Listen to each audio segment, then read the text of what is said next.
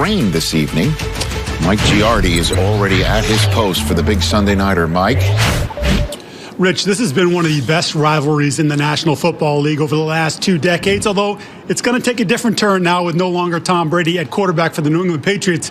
But when John Harbaugh, watches the New England Patriots, he says, I don't look at the record. He says, I look at the scheme, I look at the toughness of the players, and I know the coach on the other side will have his team ready. Wink Martindale, their defensive coordinator for the Ravens, said the same. That is the best coach in the National Football League. We have to match wits with him.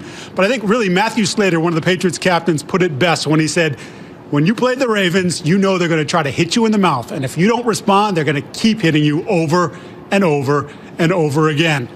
Tough trying to hit Cam Newton and Lamar Jackson. Take a look. Everyone know about Cam Superman. I watched Cam since everyone in the country did. Here's Newton. Why not? He's now.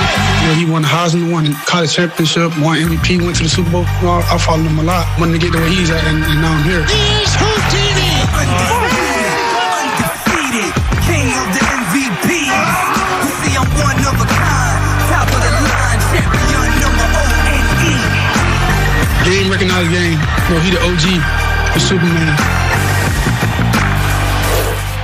It's going to be a lot of fun tonight. You never know what's going to happen when the ball gets snapped. And unfortunately for both these quarterbacks, it's not been all positive after the ball that's gotten snapped. Their numbers are somewhat similar, strikingly similar in 2 of these categories. The passer rating, Lamar has been far more efficient.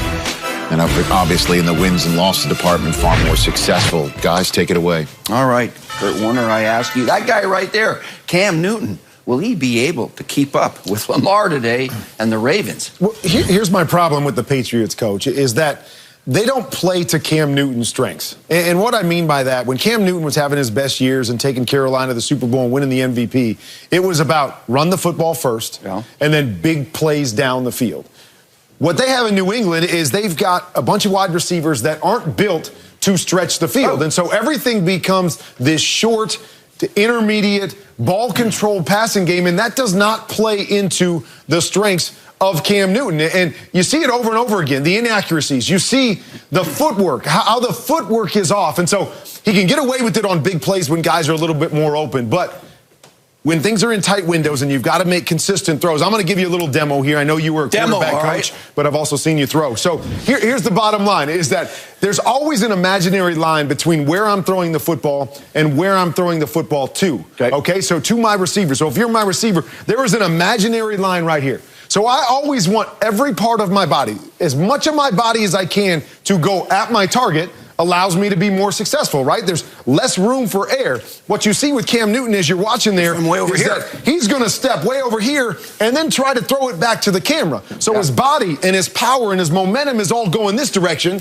and his arm is all that's left to make that throw and get it accurate. And so body's going here, arms going there. There is so much room for air for him to miss on those kinds of throws. So one of 2 things. They've got to change the way they play more to Cam's strengths, or Cam is going to have to clean up his footwork if he ever expects to be consistently accurate on those intermediate throws. You know, it's strange to me because he's missing some receivers. You mentioned that. Julian Edelman's out. N'Keal Harry's been. I don't know if he's playing today. He's in the concussion protocol. But when he was a rookie, he threw for over 4,000 yards. No doubt. But maybe his supporting cast with Steve Smith Sr. and Greg Olsen maybe a little bit better. But he's got to throw the ball better along with those awesome runs. Let me throw it over now to Cynthia Freeland and Rich for Pick 6. That's right. It's time for Pick 6, and the first item up for bids in Cynthia Freeland's Pick 6 is this Sunday night football game. Who do you have it? I have a pretty significant Ravens win, 26-18 in this one. Lamar Jackson's projection is really interesting. 205 passing yards, 2 passing touchdowns, some rushing yards, 48 to be exact. That makes him quarterback number 4. So not a ton of passing yards, more on the ground, a nice, solid, steady win. And that's the Sunday night football game. Let's start with an afternoon game with the Bengals and the Steelers. 28-20. It's not quite the Joe Burrow, keep it close, maybe upset necessarily pick. Quite yet, but I do have a good projection for Deontay Johnson. One of the touchdowns that Big Ben throws is to him, 4 receptions for 54 yards and that touchdown. Receptions, that's what the word. No worries. That's Joe Burrow in that game. Tua versus Herbert in another game, and you have this one being close. I do want to keep an eye on the injury report because there were some Dolphins defensive players that were questionable, but as of right now, 27-24 in this one. Tua's projection, 241 passing yards, 2 touchdowns, a pick, and 28 rush yards. 241.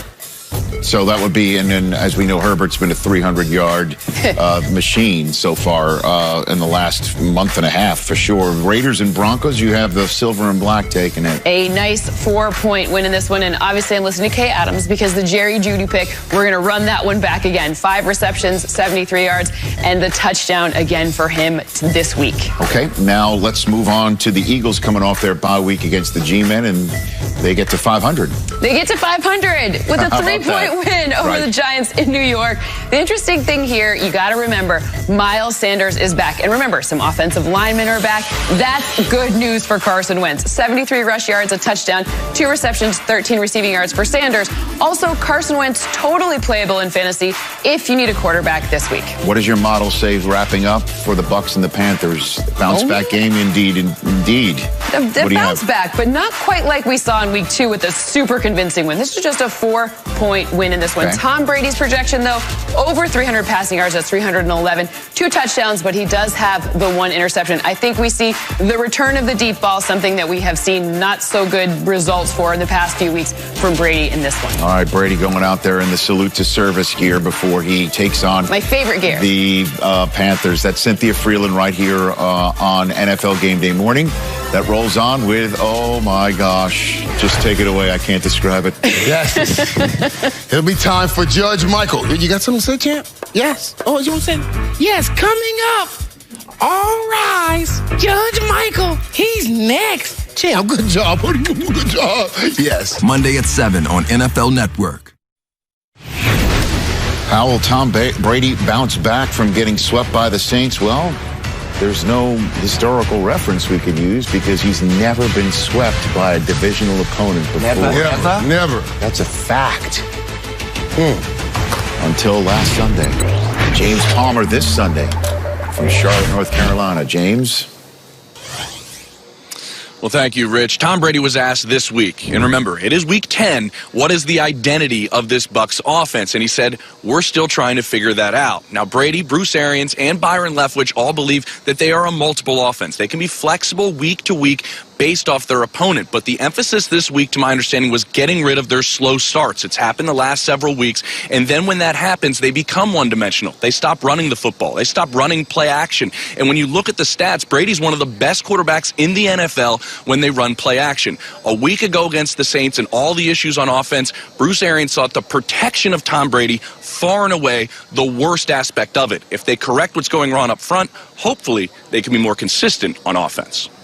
Which Tom Brady is going to show up today, the Jekyll or the Hyde? He loves to drive him crazy with his evil lips. My deadly trip. Here's Hyde. Brady threw it up for grabs. Extremely dangerous. It will be a pick 6. Come on, Tommy. Get rid of my Jekyll. There's life for the Bucs. Perfect throw by Brady. Welcome back before you blink an eye. Here's Hyde looking for revenge. In all the bad intentions. Just can't break free. I said you did. Look out.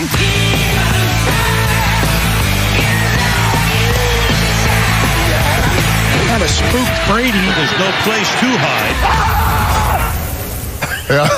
Y'all are getting out of hand with these graphics, man. Well, we've got numbers, I guess, to support that oh my God. peyote-induced video right there, I guess. When they win, Brady's looking great. When they lose, they get to him. So, there's that. Hour number 2 of NFL Game Day Morning presented by Lowe's. We put the home in home team. Rich Eisen, Steve Mariucci, Kurt Warner, Michael Irvin here for another 3 hours to take you to kickoff of the early games. There's more late games today than early games. There's 5 in the 1 o'clock Eastern window, and then when the clock strikes 4, 6 games all leading to Sunday Night Football tonight. in New England between the Ravens and the New England Patriots. That used to be the game. And Sunday Night Football last week, we all know, was the moment where we thought GOAT v. GOAT, and Breeze and the Saints came in and boat raced the Bucs right in front of the pirate ship and the entire country. So the Tom Brady that we talked about earlier, just hour number one, that we saw, Kurt, in your film session, that he's not yet comfortable, or do we see Mooch, the guy who is just lighting up the Packers and other teams that we've seen so far this year? Well, I'm saying it's going to be that guy that's lighting up the Packers, not the guy with the red eyes and all that scary stuff. I think he's going to come back and recover, and he's going to have that eye of the tiger. You know, here's the thing, though. Good young play caller Byron Leftwich, all right? And when this game is over with, he's got to look back at the statistics and the game plan and the results and say, hey, what did we get accomplished around here with this offense? And they got to go back to basics. They can't have a game like they did last week where they're throwing the ball and Tom's getting hit and they only rush the ball really 4 times, okay? They've got to be balanced. Right. They've got to run. They got to play action pass like Kurt Warner did last week on play action pass. Remember that one of your 12 XOs? And they got to have screens and draws and high percentage passes and have a mix. Take a shot to Mike Evans now.